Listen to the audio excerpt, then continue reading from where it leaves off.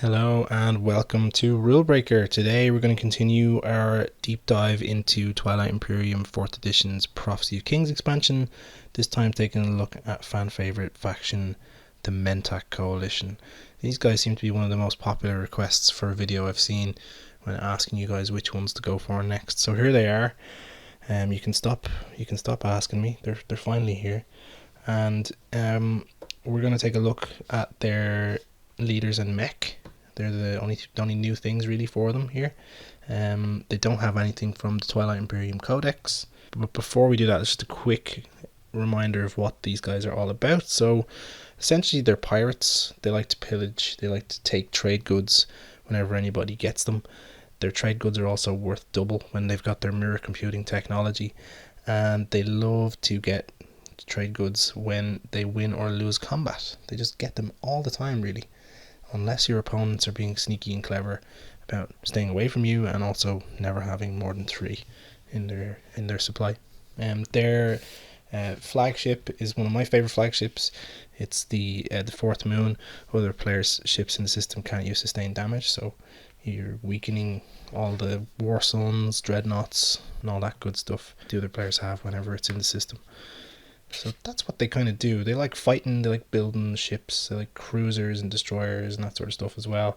And you'll see a recurring theme when we look through their new cards. So without further ado, here are their leaders in Mech. So first of all, their agent is Sufian. Their commander is Saula Mentarian. And their leader is Ipswitch, loose cannon. And then they have a mech called Terminus. So the agent, which you have at the start of the game, says here 90% smuggler, 110% energy. That's kind of cool. She has the ability, after the pillage faction ability is used against another player, you may exhaust this card. If you do, you and that player each draw 1 action card. So just to quickly remind you, pillage is one of the faction abilities of the Mentak Coalition, which is that if your neighbours get 3 or more trade goods, you can take one of their trade goods.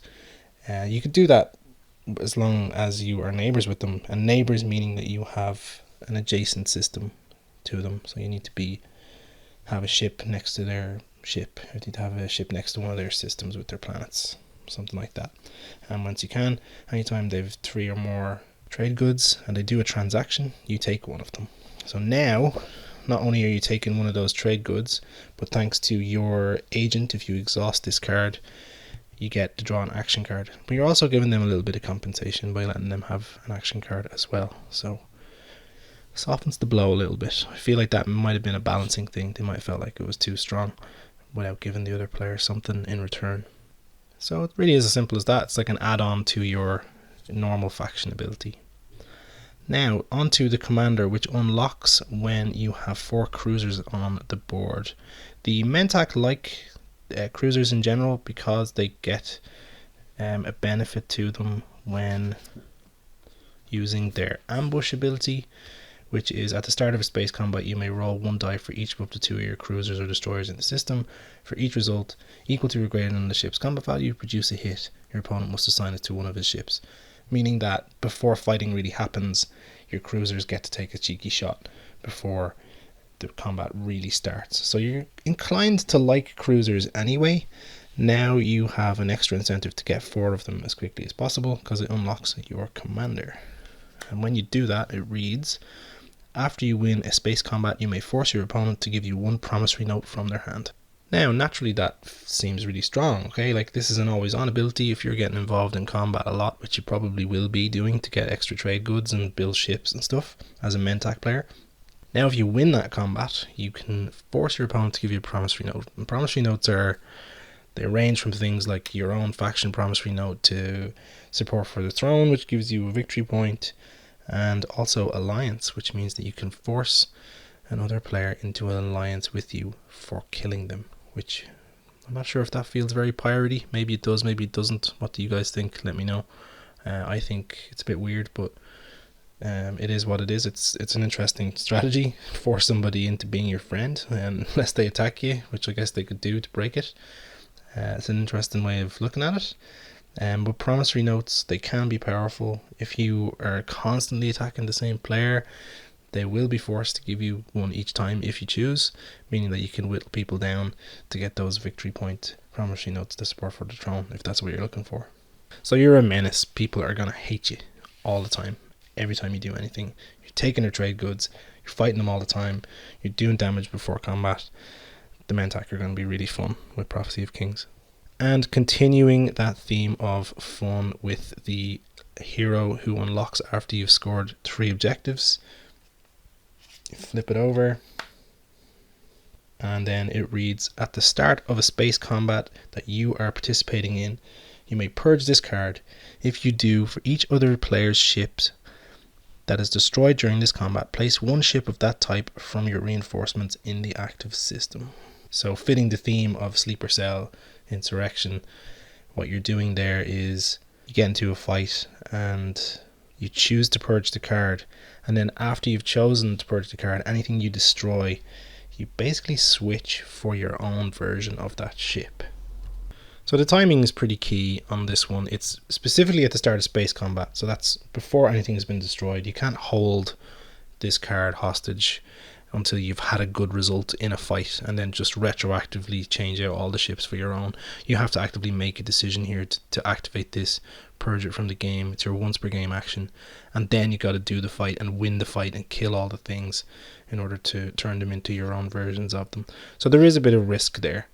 However, there is also a reward. If you pick your targets well, if you choose something that's well timed, well positioned, you're going to have hopefully a formidable fleet, or at least a passable fleet that you can use really quickly to make a difference in the coming rounds. I feel like this is going to combo well with the Warfare strategy card. Give you lots of stuff in a system after a big fight. Use the Warfare strategy card to take the command token out of the system, and then use your fresh new ships to double down and do another attack somewhere nearby. All the while getting those trade goods for getting involved in fights, as you like to do. So one of the riskier, I guess, heroes, but something that has a lot of potential to mess people up if combined with the right types of actions. I feel like this is a bit more of a specific hero. It's not really a targeted thing. It's something you're going to have to plan for more so than some of the other factions heroes. Alright, moving on to their mech, the Maul Terminus, which is a 2-cost 6 combat sustained damage mech, just like the others, and reads, other players' ground forces on this planet cannot use sustained damage. So you'll notice that obviously the infantry do not have any sustained damage, so the only ground forces that are really involved here in any kind of ground combat are other mechs. So your mech cancels out other mechs' sustained damage.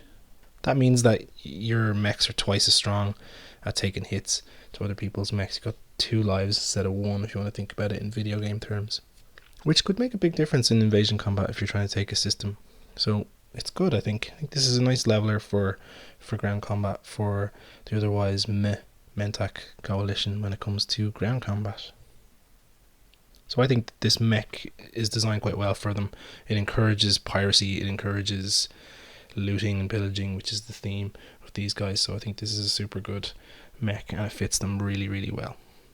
And that's kind of it for the Mentak Coalition, really. What they're doing with their new stuff is really enhancing what they've been doing before. They're encouraged to take trade goods from other players. Now they get an action card. They steal ships, essentially, from a big fight. They cause an insurrection. They force players to give their promissory notes, and they're weakening other people's mechs by not allowing them to do sustained damage themselves in ground combat.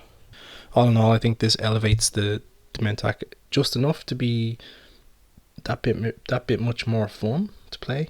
I think they're already pretty popular. I think this is just going to make them more so. So hopefully this is to your liking if you're a Mentak fan. And that's all from now, live from Maul Primus. We're going to be back with another episode very soon for another faction of Twilight Imperium Prophecy of Kings. So we'll see you then. Until then, this has been Rulebreaker. Thanks for watching.